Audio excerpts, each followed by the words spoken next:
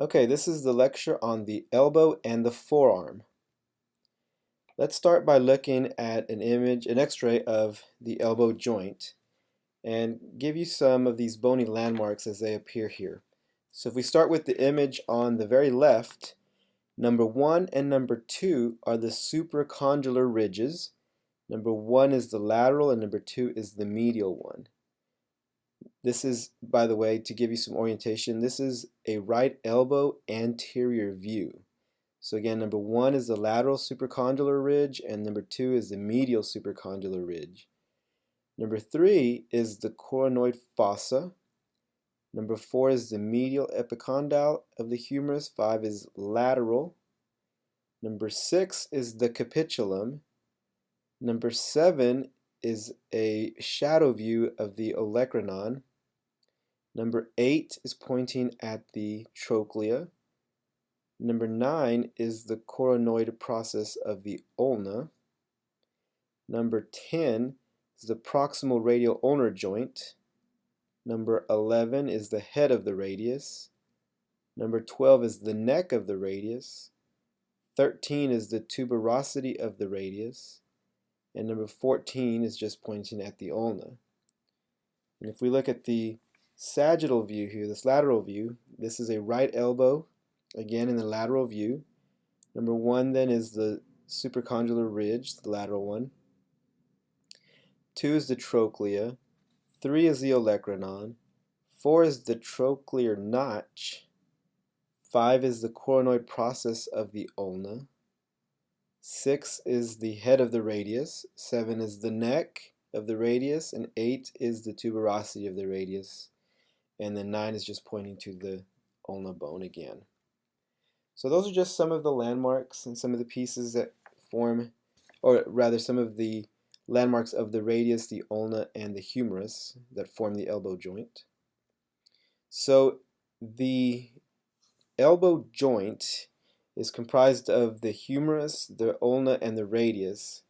And really what we're talking about are three proximal joints and one distal joint. So the three proximal joints that we're going to be talking about with the elbow involve the humerus in contact or as it articulates with the ulna, the humerus as it articulates with the radius, and then the radius as it articulates with the ulna. So these are the three proximal joints that we're going to talk about first. So let's start with the humeral ulnar joint. This is the trochlea of the humerus with the trochlear notch of the ulna. So the trochlea of the humerus with the notch of the ulna, and the olecranon fossa of the humerus on the posterior side with the olecranon of the ulna, this big piece right here.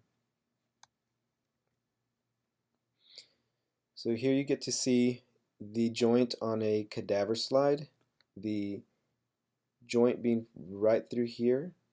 And here's the trochlea. The trochlea is going to be the medial part of the humerus. So this is like the medial condyle of the femur, except we're going to call it the trochlea at the humerus, as it comes in contact with the olecranon of the ulna. This joint allows sagittal plane movement, inflection and extension. And here I'm giving you one of our former students that has quite a bit of elbow extension. You can see that there's, like with the knee, there's going to be variation in what we would consider normal. This is symmetrical compared one to the other, so this would be her normal range of motion, even though it's significantly more than what you'll probably see in most people. Again, it is relative to the person. And here's another view of the same person with her elbows extended. Alright, so with the elbow joint, we have to talk now about some of the stability, or some of the ligaments that form the stability of this joint. The main stability is simply the bony configuration of the trochlea and the trochlear notch. Simply having those bones fit together is going to provide the majority of the stabilization because it's a very tight fit and it limits the amount of range of motion significantly. There's a joint capsule that encloses the entire joint, in addition, not only the humeral ulnar joint, but also the humeral radial and the proximal radial ulnar that we're going to talk about momentarily. The joint capsule encloses all three of these proximal joints, and it's reinforced by the medial collateral ligament. The bands of this ligament blend into the joint capsule as well.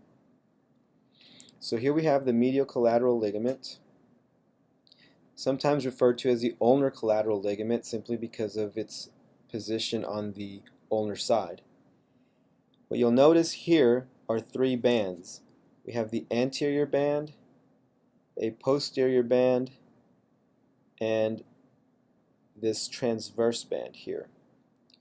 And you'll see the same along the cadaver. Here's the anterior portion, here's the oblique or transverse part, and the posterior band right through here. The anterior band is the strongest. It runs from the medial epicondyle to the medial coronoid of the ulna.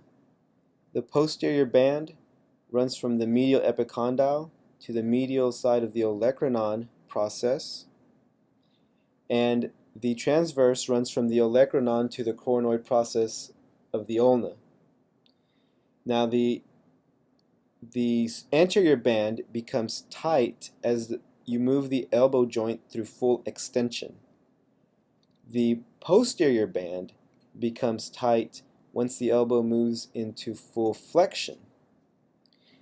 And the transverse band, because the fibers originate and insert on the same bone, as you'll notice, they run from here to here. Because they insert on the same bone, they really don't provide significant stability to this joint. Now, all fibers, when they're working together, are going to stabilize against a valgus force, much like the medial collateral ligament in the knee. And if anyone's ever heard of Tommy John surgery, it's very common with pitchers, professional pitchers. The surgery is a repair to this ligamentous structure, the medial collateral ligament. The humeral radial joint, again, is one of the proximal joints of the elbow. This is the capitulum of the humerus, which is the lateral portion with the head of the radius. Now, the stability for this, none of the stability for this joint comes from the bony architecture, because as you can see, at rest in an extended position, there is very minimal, if any, contact between the head of the radius and the capitulum. So the bones, unlike with the humeral ulnar joint, are really not providing much stability. There is really actually not any significant amount of contact at this joint between the radius and the humerus until the elbow is in full flexion, and then the radial head comes into contact with the capitulum. So for this joint, most of the stability is going to come from the ligaments. So here you get to see the same joint in a cadaver, and you'll notice how there is minimal contact between the radial head and the capitulum. So for this joint, the lateral collateral ligament will be providing the majority of the stability. This comes from the lateral epicondyle here, and it blends with the annular ligament that you'll see here. It's a ring-shaped ligament that wraps around the head of the radius. So that's one portion. Another portion of this lateral collateral ligament extends to the distal supinator crest of the ulna as it moves this way. And both of these, well, rather the annular ligament portion is mainly responsible for reinforcing the head of the radius against the ulna. The section that runs off to the distal supinator crest gets tight with full elbow extension. But as a complex together, all fibers of the lateral collateral ligament are going to stabilize against a varus force, again much like you would see in the knee. Next, let's talk about the proximal radial ulnar joint. So this joint is also the first of the forearm joints, but because of its proximity to the other elbow joints, it is often grouped together as part of the elbow complex. So the humeral ulnar and the humeral radial joints were both synovial joints that allowed movement in a single plane in flexion in the sagittal plane, which was flexion and extension. The proximal radial ulnar joint is a pivot joint. This is what allows the supination and pronation at the forearm. So of the two bones, the one that moves is the radius, and this is going to be an important point to remember as you start learning the muscles that activate, or that move the forearm into pronation and supination.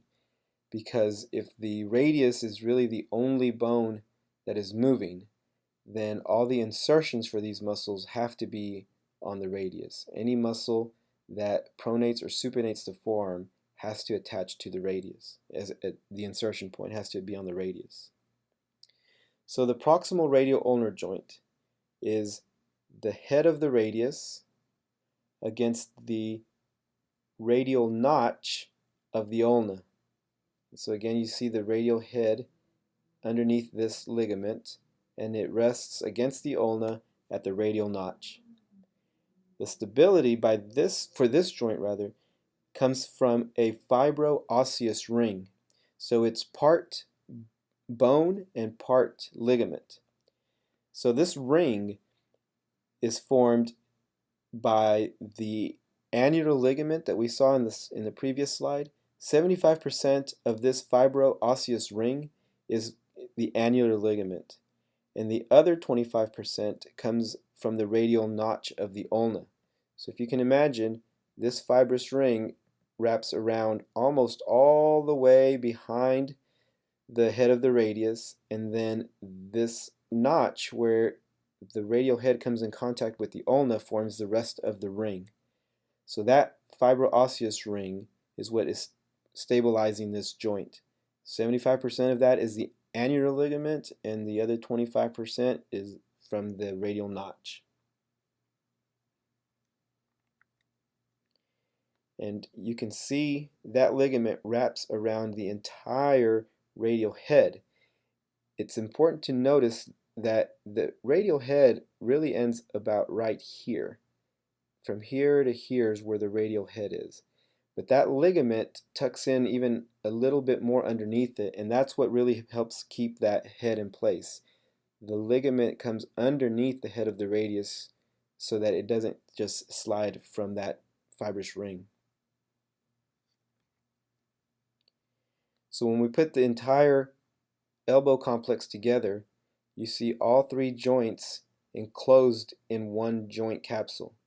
So if this is the medial side and here's the lateral side, we have the humerus over here, the ulna forming this joint, the radius over on this side forming this joint, and then these two joints coming together to form the proximal radial ulnar joint. And those are the three joints of the elbow complex. They are the most proximal joints, and all three are enclosed within one joint capsule. Now the interosseous membrane are the fibers located between the ulna and the radius that serve to hold these two bones together. These fibers help stabilize not only the radius and the ulna together, but also provide some additional stability to the proximal radial ulnar joint and then to the distal radial ulnar joint down on this end. By the strong but flexible interosseous membrane, which prevents the two bones moving lengthwise relative to each other. By the strong but flexible interosseous membrane, which prevents the two bones moving lengthwise relative to each other. All right, so sometimes you'll see this area here referred to as the middle radial ulnar joint, Some references will include this as its own separate joint. But whatever it is, it's held together by the interosseous membrane. Now, not only does it hold these two bones together, but it also helps disperse force along the upper extremity. So this particular orientation of fibers is really good at distributing force from landing on your arm. So when you fall on an outstretched hand, most of the force is coming through the hand from the wrist. All right, so as you fall on an outstretched hand, you have all this force through the ulna. But if we, through the radius. It's the bigger bone at the wrist, so it's able to take a whole bunch more of the force. But if we notice, if the force were just simply to travel all the way up, we run into a problem because we have a gap here, and the force really wouldn't be able to be transmitted to some of these bigger joints. So what the interosseous membrane does is, as you fall on the outstretched arm and you get the big force here, that's absorbed a lot by the radius, but it can't all be absorbed by the radius. So the fibers, the direction of the fibers of the interosseous membrane disperse the force over to the ulna. And now these forces can be absorbed by the much bigger joints here at the elbow and even, if necessary, at the shoulder. So the orientation of the fibers of the interosseous membrane help disperse the forces, minimizing the amount of force that ends up over here at the proximal radial-ulnar joint, which really couldn't take very much to begin with.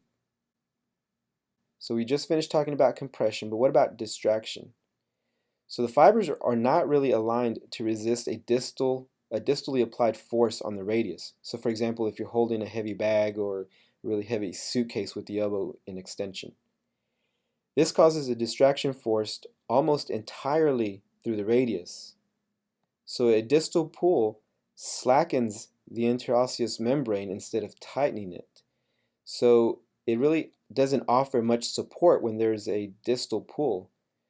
So in other words, the radius moving this way doesn't get as much help from these fibers here. So instead, what has to help? The annular ligament here has to hold the radial head against the ulna, and some of the other muscles that we have crossing this joint are also going to help, such as the brachioradialis. But one of the pathologies that you see often here is a pulled elbow, sometimes referred to as a nursemaid's elbow. But essentially what it is, it's the radial head that slips underneath the annular ligament that's supposed to hold it in place here. And so that's called a pulled elbow, and it's because the distraction force doesn't have much assist from these fibers like you do when you have compression. Okay, this is a picture of the distal radial ulnar joint. So that's the joint located down on the distal end of the forearm. This is made up of the head of the ulna with the ulnar notch of the radius through here. So it's the reverse of what you would find over here. You'll notice that there's a little gap right through here where this ulna isn't really in contact with anything. Well, in reality, and all skeletons show it like this, but in reality we can't have just a gap of nothing here. So this space is filled in by an articular disc that is given a specific name, the triangular fibrocartilage complex. And it's a triangular shaped fibrocartilage disc that sits right in here to fill that little gap. So the joint, then, this joint here gets the majority of its stability from this triangular fibrocartilage complex. And in addition to this disc, there are several wrist ligaments that help further reinforce this, and we'll cover those as we move down into the wrist. But the triangular fibrocartilage complex with the associated wrist ligaments, the joint capsule is another structure that helps support this joint because it is a synovial pivot joint as well. The pronator quadratus, which sits right through here, is going to help stabilize this joint. The tendon of the extensor carpi ulnaris, which run through here, help stabilize the joint. And of course, the fibers of the interosseous membrane help keep these two bones together. Here's the joint with its loose capsule removed and its ligaments intact. Here's the front of the joint in extension, and here's the back of the joint in flexion. The key structure to understand is this remarkable ligament, which not only holds the radial side of the elbow together, but also holds the rotating head of the radius in place against the ulna. It has two parts. This part is the radial collateral ligament. This part is the annular ligament. We'll take the humerus out of the picture for a minute to get a look at the proximal radio-ulnar joint. Here's the trochlear notch of the ulna. Here's the head of the radius, seen end on. The annular ligament, together with the radial notch of the ulna, provides a perfectly fitting socket for the head of the radius to rotate in. Here's the annular ligament with the radial head removed. It's attached to the edges of the radial notch of the ulna. It's shaped like a shallow cup, wider here than here, to fit the radial head, not just around here, but also under here. All right, so that's a nice look at the joint as it works together. And let's look at the ligaments here. The medial one arises from the lateral epicondyle. It fans out and becomes continuous with the annular ligament. The two parts of this complex ligament hold the humerus and the radial head securely together. What we see here isn't the edge of the ligament, it's the cut edge of the tendon of origin of a muscle, the supinator, which arises from the ligament. We'll see this shortly. Here's the ulnar collateral ligament. It arises from the medial epicondyle and fans out in a triangle. It's attached to the ulna all along the medial side of the trochlear notch. To complete our picture of the elbow joint, here it is with its capsule intact. The capsule is thin and baggy in front, and also behind, to allow a full range of movement. There's also a very flexible sleeve of joint capsule here, between the annular ligament and the neck of the radius. Okay. One more, distal radial ulnar joint. With its capsule intact and with its capsule removed. Here's the structure that holds it together, the triangular fibrocartilage. It's also known as the articular disc. It's attached to the radius here and to the ulnar styloid here. As the distal end of the radius rides around the head of the ulnar styloid provides the pivot point. All right, so now let's get into some of the unique features of the elbow joint. Here you see an image of a carrion angle. So this is only seen when someone is standing in the anatomical position. And what it's describing is the lateral angle formed by the humerus and the forearm. This is typically seen greater in females than it does in males. But what is important to note is that it's formed from the trochlear notch and the olecranon angle of the ulna. The reasons why women have a bigger carrying angle are unclear, but what it's thought to have to serve the purpose is to help carrying items away from your body. So for example, if you're carrying like a grocery bag, let's say, and it gets really bulky, if you can supinate the forearm like you see here and get a carrying angle, this serves to keep whatever it is you're carrying away from your body. And in effect what it does is it provides the deltoid muscle a break.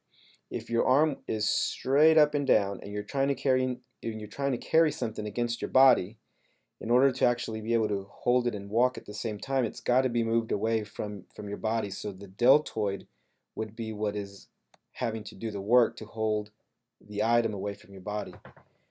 With a carrying angle, your shoulder joint can remain in a neutral position while you carry the item and still be able to ambulate. So really that's all that is necessary to mention about a carrying angle. You're probably going to see classmates with varying degrees of a carrying angle, and so we'll try to identify somebody that's got a nice carrying angle for everybody to see. The one thing to note is that once the once the forearm is pronated, then the carrying angle disappears. So it's really only useful if you're carrying in this anatomic position when you have your forearm supinated. You may recognize this person. She was in our shoulder video, but you're just here. This is just here to give you an example of a carrying angle. We'll probably see a better one in class. But that definitely is a pretty good view of how much a carrying angle can be. All right, another area to mention is the cubital fossa. So this is the space between the medial and the lateral epicondyles, and between or rather across the border of the brachioradialis and the pronator teres. So those are your borders, an imaginary line between the medial and the lateral epicondyles, the brachioradialis on the lateral border, and the pronator teres on the medial border. So that's the cubital fossa. It's the reason that this is important is because it is similar to the femoral triangle, where there are several structures in here that are important. There are some contents that we want to identify within this little triangle.